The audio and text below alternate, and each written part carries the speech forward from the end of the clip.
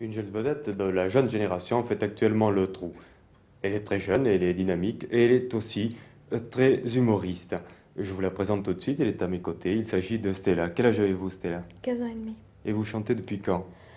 Depuis 2 ans et demi, oui, c'est ça. C'est-à-dire que vous avez commencé à 13 ans. 13 ans, oui, même. Bon, j'ai enregistré mon disque, j'avais pas tout à fait 13 ans, à peu près un mois avant. Et votre premier disque est assez particulier, il a une histoire, c'est-à-dire que votre vocation de chanteuse a toute une histoire, je crois. Oui, c'est après avoir entendu, je sais plus quelle chanteuse à la radio qui chantait une chanson sans intérêt avec des paroles tout à fait quelconques. Et je me suis dit pourquoi j'en ferais pas autant après tout. Et avec mon oncle, parce que j'écris toutes mes chansons avec mon oncle, on a écrit une chanson qui s'appelait Pourquoi pas moi, où je disais que j'étais aussi moche que les autres et que je chantais aussi mal. Donc il n'y avait aucune raison que je réussisse pas. Et vous avez réussi. Et vous écrivez toujours vos chansons avec votre oncle. Avec tonton toujours, oui. Vous l'appelez tonton, pourquoi? Non, je l'appelle plus tonton, mais enfin, quand j'étais petit, je l'appelais toujours tonton. Alors c'est resté un petit peu comme une boutade. Ces chansons, vous les écrivez et vous les voulez volontiers ironiques. Pourquoi?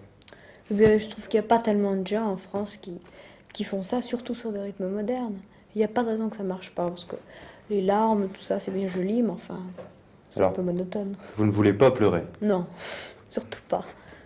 Et vous voulez même prendre la défense d'un folklore, du folklore français plus spécialement. Oui, bien sûr, parce que tout le monde prend la défense du folklore américain, on ne parle que du folklore américain, on dit folklore, on sous-entend américain, et puis après tout, il y a un folklore français aussi. Bien sûr, il y a d'autres folklores, mais le folklore français, en France, on devrait quand même s'y intéresser un petit peu.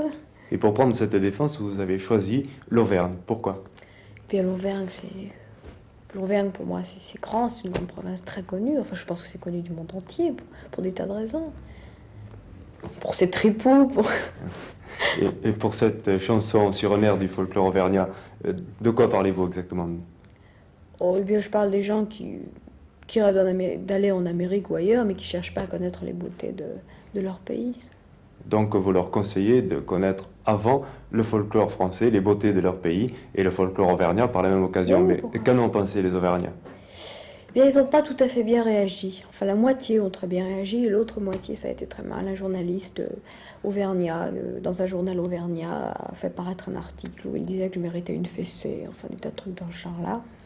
Parce qu'il a cru que je me moquais d'eux, alors qu'absolument pas. J'aurais pu choisir n'importe quelle province, il devrait plutôt être fier. C'est vrai, j'ai pris l'Auvergne parce que... Je sais même pas, j'aurais pu prendre le Toulouse, enfin je sais pas comment ça s'appelle, mais... ou n'importe quoi.